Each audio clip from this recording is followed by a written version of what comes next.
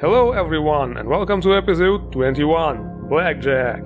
And guess what? The action continues. There are again just way too many good mods and we shall divide the episode in two parts again. This is part 1 with some useful misc mods and a shitload of awesome weapons. Let's get to it. Ready, set, intro.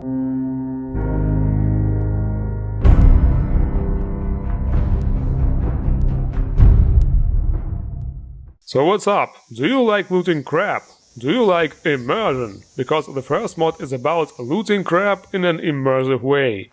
C.A.R.T, the immersive shopping cart container by Bulldog. In games we tend to pick up everything not nailed down, because it might be useful later. And then we end up unable to run anymore. But not any longer. Now we have the immersive cart. Just immersively crafted under the containers category in the settlement crafting, then immersively put all your crap inside and immersively push it in front of you by holding the interaction button. A very immersive way of transportation. Wow, this is like in this post-apocalyptic movie. What was it called again? The Road, yes. See, the immersion totally works. You can even throw the cart. Why?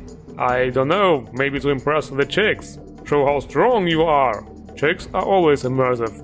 What is it? You don't want to look like a fucking hobo? Don't worry, there are some other immersive but less hobo-ish containers. Even a barrel, only that you can't hide inside of it. That's not very immersive. But other than that, very cool idea.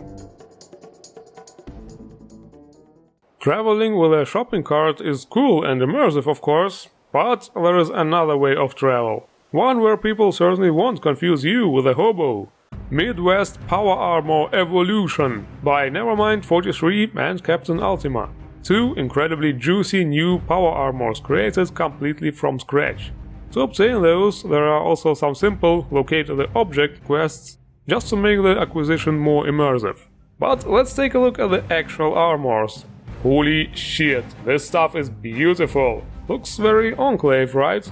But as the name implies, it's actually based on the Midwestern Brotherhood of Steel armor from Fallout Tactics. Besides the solid 100% boss look, this beautiful armor also has some additional accessories, which can be equipped using a power armor station. A badass hood, some arm blades, and also a chain and a cape to resemble the original concept. This already looks outstanding. But what did I say? Do you remember? There are two power armors in this mod. And the second one delivers not only badassness, but something more. Something we all deserve. Justice. The Commonwealth Knight power armor is here. Finally. Just like in Skyrim back in episode 23 of the special edition reviews. Now, here in Fallout 4, I am become Bat, the punisher of crime, the destroyer of evil, the hero the Commonwealth deserves! If you never did a full pure Goody Two-Shoes playthrough, now you have a big reason to do so. No excuses anymore. It's time.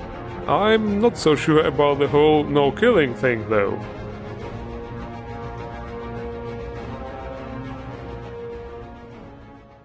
Having this kind of badass protection on our travels is awesome, of course, but what about our settlements? Here is an idea. Minigun Emplacements by blah blah d blah blah and Julia.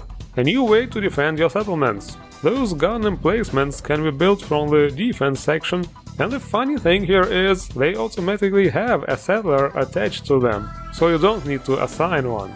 That way you can bring up a line of defense really fast. These spawn settlers also don't count toward the population of the settlement. They are kinda more like a living part of the gun. It's more like another auto turret really.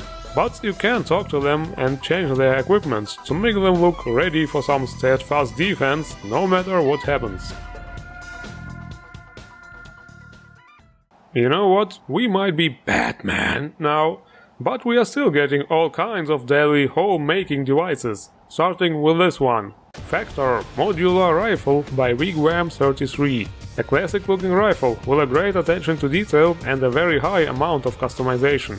But we have a little mystery here.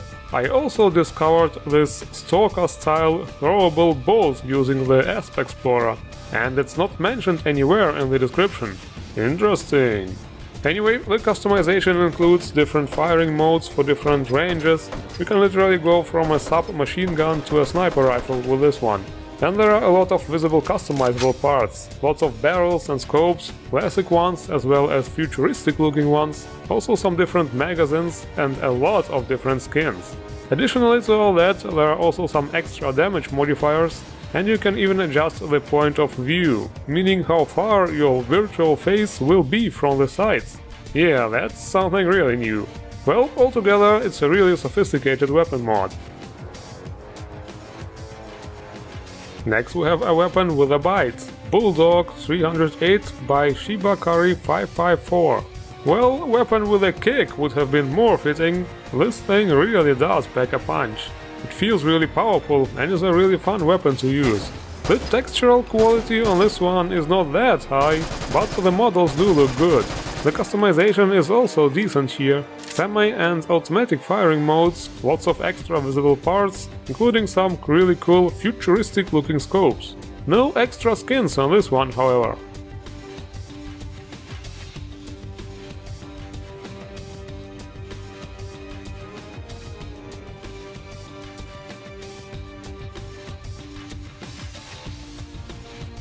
But the next one is another beautiful work of art. Winchester P94 by decay. Another one of those awesome looking guns. And again an extremely detailed looking model. Just gotta love the design of those guns. They look more like weapons we know from the older Fallout games. Such a legit and professional look. I bet this is what it would look like if Bethesda were to remaster the first 3 Fallout games. The controls this time are much better, the recoil is believable and the way the weapon shoots and handles in general feels way more realistic. A great improvement really. And this time we even get some awesome, highly detailed customization. 3 different barrels, an extra skin, the cover next to the handle can be modified too, and also a sights option. Hands down, a top-notch weapon mod. Next we have a couple of smaller weapons.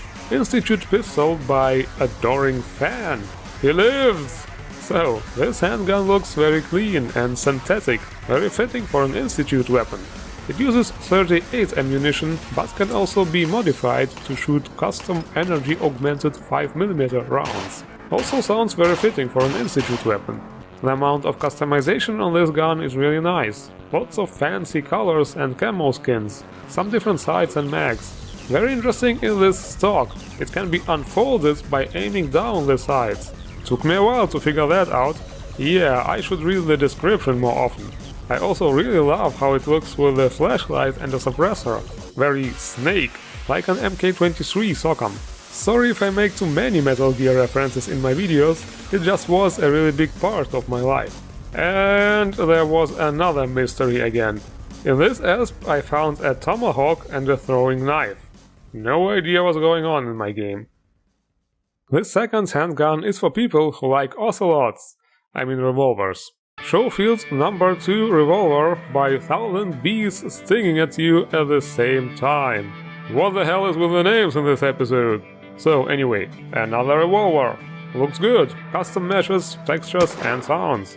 The worn looking and yet shiny metal textures create a very nice visual effect. The amount of customization is also fairly big, some barrel extensions, sights, grip colors and metal variations. A very nice looking revolver mod indeed. And that, folks, is it for this episode. As already announced, there will be a part 2 with lots of cool armors and outfit mods and also several quest mods, so keep an eye out. The links to all mods are as always in the description below. Don't forget to endorse the mods you like. And if you enjoyed watching this review, hit the like button and subscribe for more. I thank you all for watching and see you around.